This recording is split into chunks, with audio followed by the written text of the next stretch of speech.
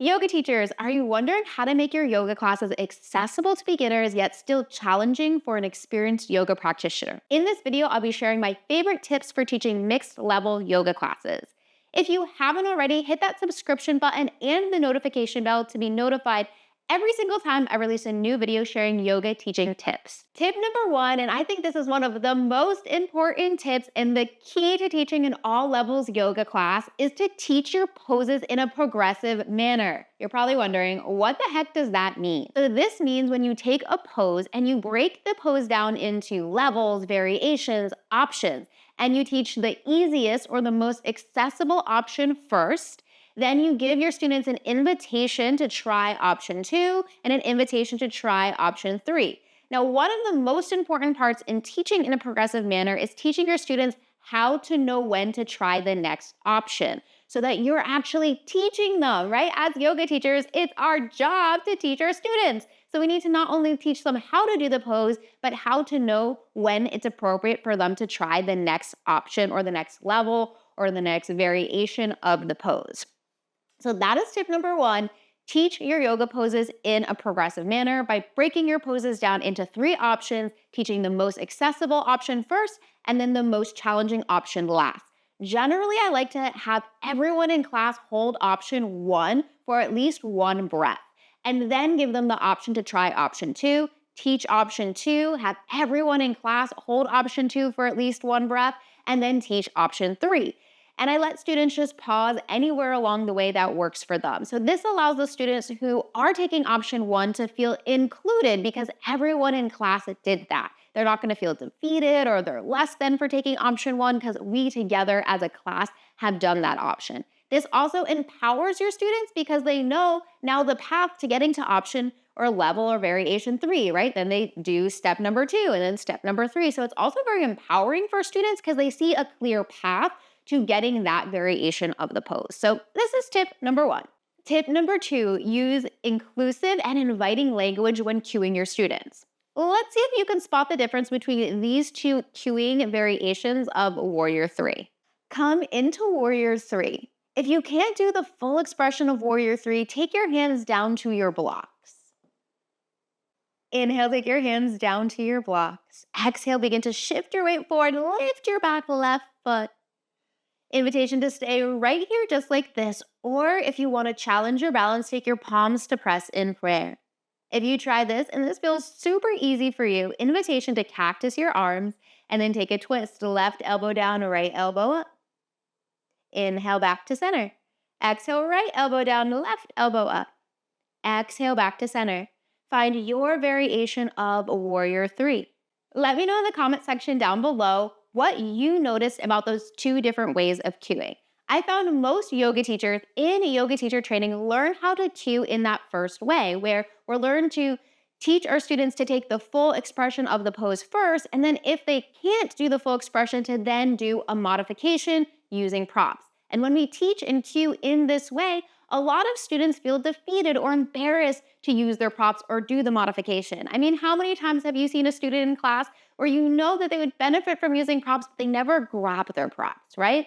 And so instead of doing that, when we teach poses in a progressive manner and we use inclusive and inviting language like invitation to take this pose, then students feel empowered and encouraged to try new variations, and they're actually taught how to try them. So in that second example, everybody did option 1 together. Everyone used their blocks. And so if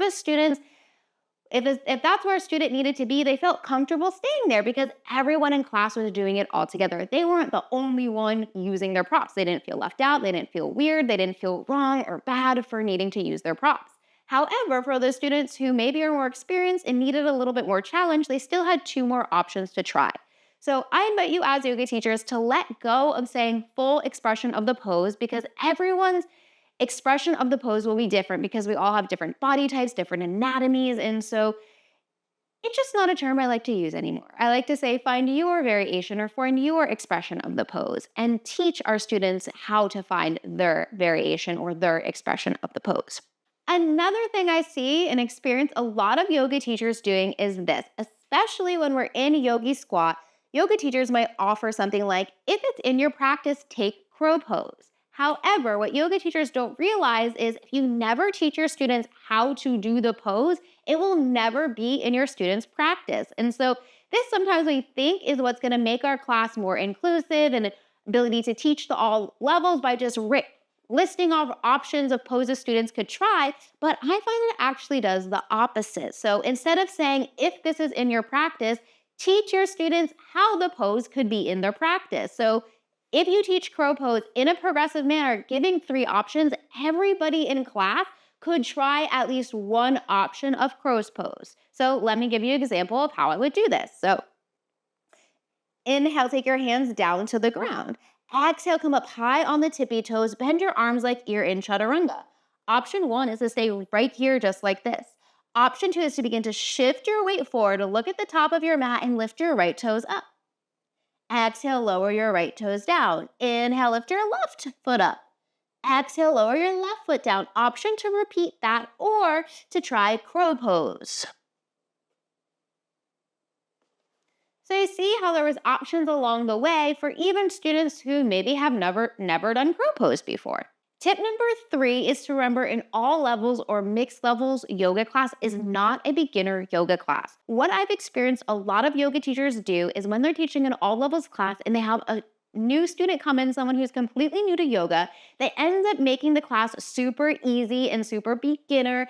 And this actually does a disservice to all of your more experienced yoga students, right? They've also paid money to be in your class. They've also paid money to come take your class, and they do want to be challenged. So just remember when you're teaching an all levels or mixed levels yoga class to not make it too easy and too beginner friendly. And a great way to do that, if you haven't already guessed in your mind, is to teach poses in a progressive manner so that beginner students have a variation that they actually know that they can do, and the more experienced students have a variation that they can do that also challenges them.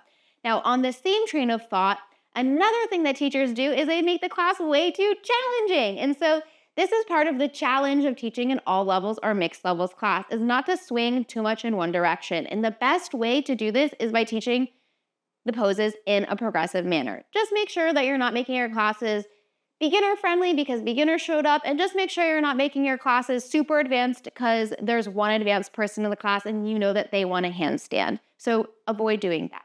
Tip number 4, use the same sequencing template for all your all levels classes. Now this is going to be really, really important because one thing that's going to make your students want to keep coming back to your class is if they trust you as a teacher. And one of the best ways to build trust with students is to have consistency. So although you're going to change up the sequences that you do and the poses that you do, but if you have the same structure, students will know what to expect from your class. And this will build that level of trust with you and your students, and they'll want to keep on coming back to your class.